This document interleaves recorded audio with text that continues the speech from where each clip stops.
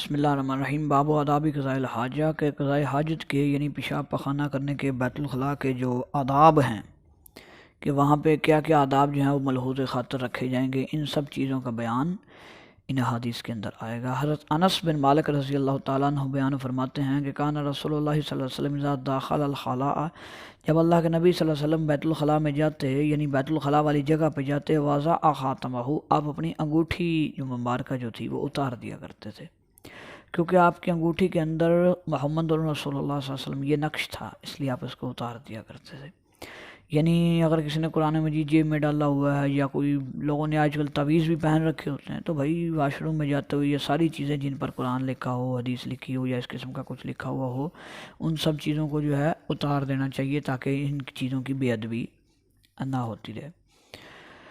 حضرت انس راوی فرماتے ہیں کہ کان نبی صلی اللہ علیہ وسلم اذا داخل الخلاء، جب آپ بیت الخلاء میں داخل ہوتے قال، آپ یہ دعا پڑھا کرتے تھے، اللہم انی اعوذ بک من الخبث والخبائث، اللہ میں تیری پناہ میں آتا ہوں، میں تیری پناہ چاہتا ہوں خبیث جنوں اور خبیث جننیوں سے۔ ٹھیک ہے، یہ آپ دعا پڑھا کرتے تھے۔ حضرت انس دوبارہ اللہم انی اعوذ بک من الخبث والخبائث، ایک روایت کے اندر بسم اللہ کے الفاظ ہیں، تو ان دونوں روایتوں کو اکٹھا کریں تو یہ دعا بن جائے گی، بسم اللہ اللہم انی اعوذ بک من الخبث والخبائث۔ حضرت انس روایت فرماتے ہیں کہ کان رسول اللہ صلی اللہ علیہ وسلم یدخل الخلاء، جب آپ صلی اللہ علیہ وسلم بیت الخلاء کی طرف جاتے تو فاحمل انا وغلام نحوی، تو میں اٹھایا کرتا اور میری طرح کا ایک اور لڑکا، ایک بچہ جو تھا، ہم دونوں اٹھایا کرتے تھے۔ کیا اٹھاتے تھے؟ اداوۃ من ماء، پانی کا ایک برتن، پانی کا ایک ڈول اٹھایا کرتے تھے، وہ آنازۃ، اور ایک نیزہ اٹھا لیا کرتے تھے، فیستنجی بالماء، تو اللہ کے نبی صلی اللہ علیہ وسلم جو تھے وہ استنجا کرتے تھے پانی کے ساتھ۔ عن المغیرہ بن شعبہ، حضرت مغیرہ بن شعبہ رضی اللہ تعالیٰ عنہ بیان فرماتے ہیں کہ قال علی نبی صلی اللہ علیہ وسلم، کہ نبی صلی اللہ علیہ وسلم نے میرے لیے فرمایا تھا کہ خذ الاداوہ، چلو بھئی آپ یہ ڈول اٹھایا کرو۔ فانطلقا، تو کہتے ہیں کہ ہم چلے، فانطلقا، آپ صلی اللہ علیہ وسلم چلے، حتیٰ توارا انی، حتیٰ کہ آپ مجھ سے اوجل ہو گئے۔ یعنی جب بیت الخلاء میں بیٹھنا ہو، کسی کھلی جگہ پہ واش روم وغیرہ کرنا ہو تو پھر لوگوں کی نظروں سے اوجل ہونا چاہیے، جبکہ ہمارے یہاں کیا ہوتا ہے، ادھر بس کھڑی ہوئی، ساتھ ہی نکلا کو بندہ وہ ساتھ ٹائروں کے ساتھ ہی بیٹھ گیا۔ عجیب سی صورتحال ہمارے لوگوں نے بنا رکھی ہے کہ جب اس طرح کا کوئی معاملہ ہو تو پھر لوگوں سے چھپ کے بیٹھنا چاہیے، تاکہ یعنی پردے کا اہتمام کرنا چاہیے۔ عن ابی ہریرہ رضی اللہ تعالیٰ عنہ، حضرت ابو ہریرہ رضی اللہ تعالیٰ عنہ بیان فرماتے ہیں کہ رسول اللہ صلی اللہ علیہ وسلم نے فرمایا، اتقوا اللعینین، بھئی لعنت کرنے والی جگہوں سے جو ہے بچو۔ لعنت کرنے والی جگہ کون سی ہیں؟ الذی یتخلی فی طریق الناس، کے لوگوں کا راستہ جو ہے، او فی ظلہم، یا سایہ جو ہے۔ مثال کے طور پہ کوئی آدمی اب لوگوں کے راستے میں سڑک پہ بیٹھا پیشاب پخانہ کر تو سب نے اسے گالیاں ہی دینی ہیں،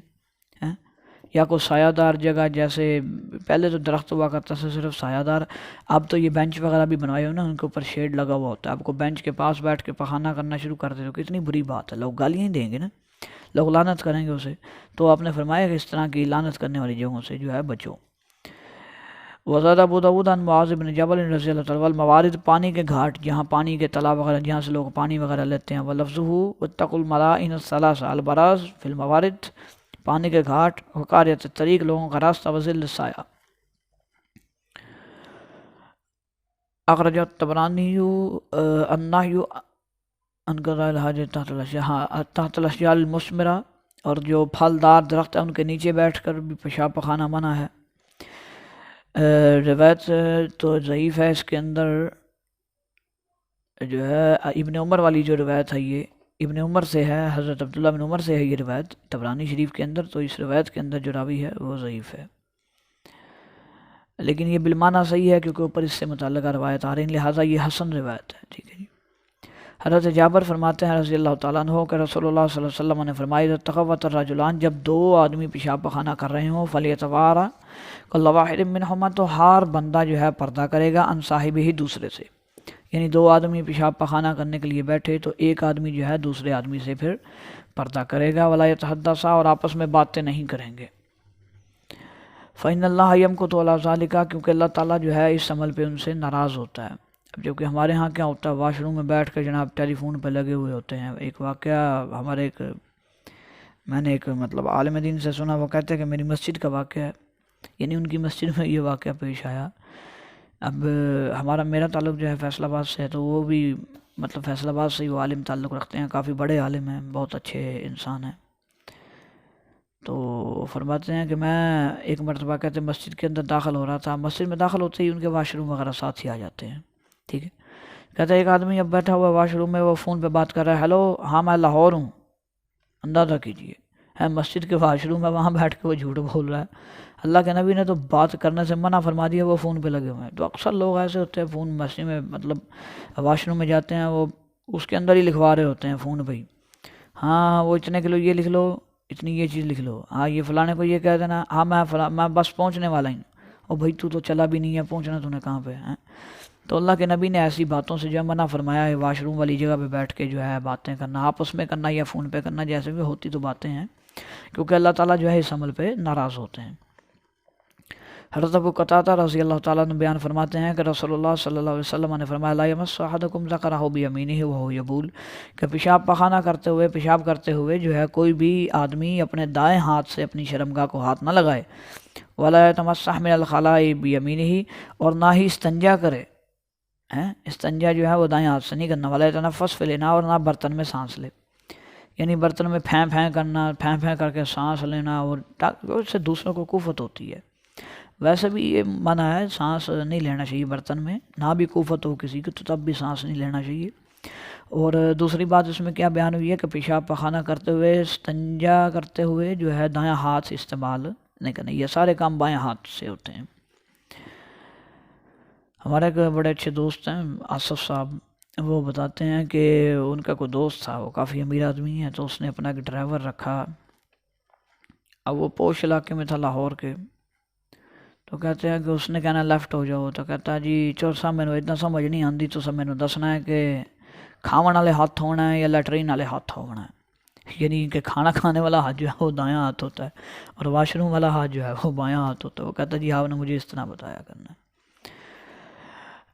تو بہرحال یہ ضمناً بات آ گئی۔ حضرت سلمان فارسی رضی اللہ تعالیٰ عنہ کی روایت ہے، فرماتے ہیں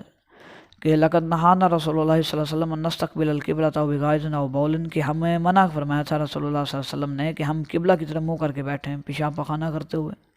اور نستنجی بالیمین، یا ہم دائیں ہاتھ سے استنجا کریں، اس سے بھی منع فرمایا، اور نستنجی باقل من ثلاثۃ احجار، یا 3 پتھروں سے کم پہ جو ہے ہم استنجا کریں، یعنی استنجا وغیرہ جب کرنا ہو تو کم از کم 3 پتھر جو ہے یہ یوز کرنے چاہیے۔ اور نستنجی برجیع او عظم، یہ ہم ہڈی یا گوبر کے پاتھی کے ساتھ جو ہے استنجا کریں، ان سے بھی آپ نے منع فرمایا ہے۔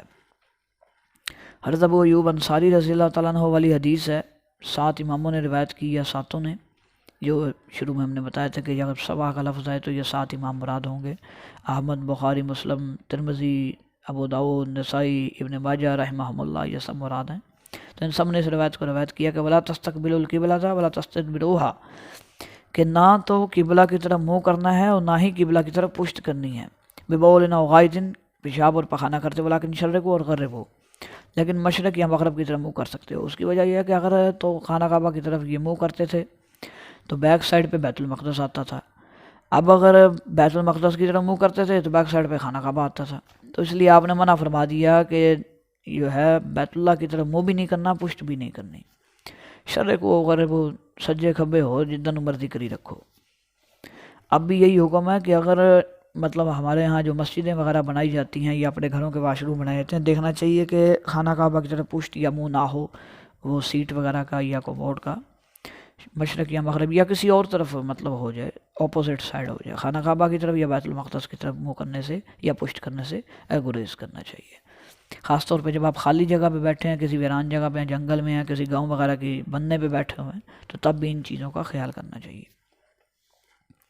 حضرت عائشہ رضی اللہ تعالیٰ عنہ بیان فرماتی ہیں کہ ان نبی صلی اللہ علیہ وسلم قال، رسول اللہ صلی اللہ علیہ وسلم نے فرمایا کہ من اتى الغائط، جو بندہ پیشاب پخانہ کرنے کے لیے آئے، فلیستتر، اس کو چاہیے کہ پھر وہ پردہ کرے، یعنی چھپے، مطلب پردے کا اہتمام کرے۔ حضرت عائشہ ہی بیان فرماتی ہیں کہ ان نبی صلی اللہ علیہ وسلم کان اذا خرج من الغائط، کہ جب آپ پیشاب پخانہ وغیرہ کر کے باہر آتے، یعنی بیت الخلاء سے فارغ ہو جاتے، کالا، پھر آپ یہ دعا پڑھتے غفرانہ کا، اللہ مجھے معاف کر دے۔ اب اس میں کئی چیزیں آتی ہیں، معافی کس لیے مانگ رہے ہیں؟ معافی اس لیے بھی مانگی جاتی ہے کہ اللہ تعالیٰ جتنی دیر میں تیرا ذکر نہیں کر سکا، اللہ تو مجھے معاف کر دے، یا وہاں بیٹھ کے اگر کوئی ادب کا تقاضا نہیں ملحوظ خاطر رکھا گیا، واش روم میں جیسے بیٹھنا چاہیے تھا، اگر ویسے نہیں بیٹھ سکا تو تب بھی اللہ مجھے معاف کر دے۔ یعنی یہ اس لیے اللہ کے نبی نے پوری امت کو دعا بتا دی ہے کہ بھائی جب پیشاب پخانہ کر کے باہر آؤ تو یہ دعا پڑھنی ہے غفرانہ کا۔ حضرت عبداللہ بن مسعود رضی اللہ تعالیٰ عنہ بیان فرماتے ہیں کہ آتا رسول اللہ صلی اللہ علیہ وسلم لگائے تھا، آپ بیت الخلاء کے لیے آئے، فامرانی آپ نے مجھے حکم فرمایا اناتی بثلاثۃ احجار، میں 3 پتھر اکٹھے کر کے لاؤں۔ کہتے ہیں فوجدت حجرین، مجھے 2 پتھر تو ملے گئے، ولم اجد ثالثا، میں نے تیسرا پتھر مجھے نہ مل سکا، فاتیتہ بروثۃ، میں ایک گوبر کی پاتھی جو ہے وہ لے آیا، فاخذہما، آپ نے ان دونوں پتھروں کو پکڑ لیا، والکر روثۃ، اور آپ نے وہ جو گوبر تھا اسے پھینک دیا، قال آپ نے فرمایا ھذا رجس اور رجس، فرمایا یہ ناپاک ہے۔ اور دارقطنی شریف کے اندر الفاظ ہیں کہ آتنی بغیرہا، میرے پاس اس کے علاوہ کو لے کے آؤ، یعنی 3 کا حکم فرمایا کہ تیسرا پورا کر کے لاؤ۔ اس کے بعد آپ بیت الخلاء کے لیے گئے۔ حضرت ابو ہریرہ بیان فرماتے ہیں کہ ان رسول اللہ صلی اللہ علیہ وسلم نہا، رسول اللہ صلی اللہ علیہ وسلم نے منع فرمایا ان نستنجی بعظم، کہ ہم کسی ہڈی سے استنجا کریں، اور روثن یا گوبر کی پاتھی یا لید سے استنجا کریں۔ قال آپ نے فرمایا انہما لا یطہران، کہ یہ دونوں پاک صاف کرتی ہی نہیں ہیں، یعنی یہ پاک کرنے والی چیزیں نہیں ہیں۔ حضرت ابو ہریرہ بیان فرماتے ہیں رضی اللہ تعالیٰ عنہ کہ رسول اللہ صلی اللہ علیہ وسلم نے فرمایا استنزہوا من البول فإن عامۃ عذاب القبر منہ، کہ پیشاب کے چھینٹوں سے بچو، عام عذاب جو ہے لوگوں کو اسی وجہ سے ہو رہا ہے۔ اور حاکم شریف کے اندر الفاظ ہیں کہ اکثر عذاب القبر من البول، کے پیشاب کی وجہ سے ہی لوگوں کو عذاب ہو رہا ہے۔ اس کی طرح کی ایک روایت جو ہے بخاری شریف کے اندر موجود ہے، اس میں آپ صلی اللہ علیہ وسلم قبر کے پاس سے گزرے، 2 قبروں کے پاس سے گزرے، دونوں کو عذاب ہو رہا تھا۔ آپ نے فرمایا ان میں سے ایک کا میں ذکر کر دیتا ہوں یہاں جو متعلق ہے، فرمایا کہ اس بندے کو یہ جو ہے پیشاب کے چھینٹوں کو معمولی سمجھتا ہے، یعنی کہ اس کو مسئلہ سمجھتے نہیں کہ کوئی نہیں، پڑ گیا خیر ہے، تو ایسا نہیں کرنا چاہیے۔ مطلب جب پیشاب وغیرہ کرنا ہو تو یہ دیکھنا چاہیے۔ یہ نیزہ وغیرہ جو ہے نا اس لیے رکھا جاتا تھا کہ اس نیزے سے زمین کو پہلے نرم کرتے تھے، کھڈا سا بنا کے وہاں پیشاب کیا جائے، اس کے اوپر سے وہ زمین کو جو ہے پھر ڈھک دیا جائے، مطلب پیشاب کے چھینٹے نہ اڑیں۔ یا اگر ریت وغیرہ ہو تو ریتلی زمین ہو یا ریت وغیرہ ہو تو اس کو ریت کو تھوڑا سا ڈال کے اس کے اوپر پیشاب کر دیا جائے تاکہ چھینٹے نہ اڑیں۔ اس وجہ سے ان چیزوں کا اہتمام کیا جاتا تھا۔ حضرت سراقہ بن مالک فرماتے ہیں رضی اللہ تعالیٰ عنہ کہ علمنا رسول اللہ صلی اللہ علیہ وسلم،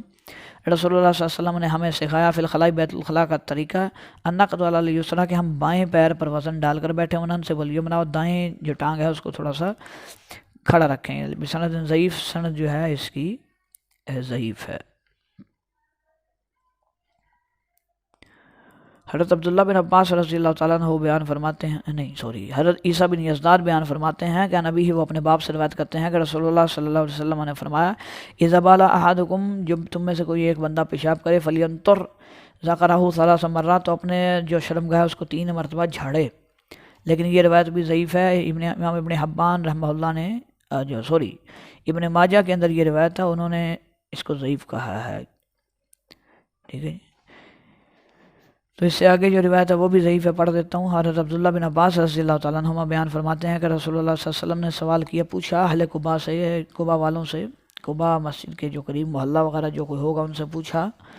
اہل قباء سے، کہ بھائی ان اللہ یثنی علیکم، اللہ تعالیٰ بڑی تمہاری تعریف کر رہے ہیں۔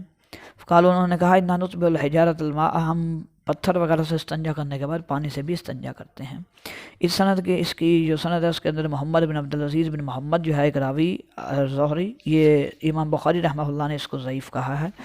لیکن اسی طرح کی روایت جو ہے ابن خزیمہ کے اندر آتی ہے، وہ صحیح ابن خزیمہ کے اندر ہے، وہ حدیث ابو ہریرہ ہے رضی اللہ تعالیٰ عنہ، لیکن اس میں پتھروں کا ذکر نہیں ہے، یعنی صرف پانی کا ذکر ہے۔ مطلب پانی سے جو لوگ استنجا کرتے ہیں، اہل قباء جو تھے وہ پانی سے استنجا کیا کرتے تھے، اللہ تعالیٰ نے اس لیے ان کی تعریف فرمائی۔ اچھا جی، یہ باب یہاں پہ ختم ہو رہا ہے۔ آگے ہے جی باب الغسل و حکم الجنب، کہ جنبی آدمی کا بیان، ناپاک آدمی کا بیان، اور غسل جو ہے اس کے کرنے کا طریقہ، ساری باتیں اس باب کے اندر انشاءاللہ ہم پڑھیں گے۔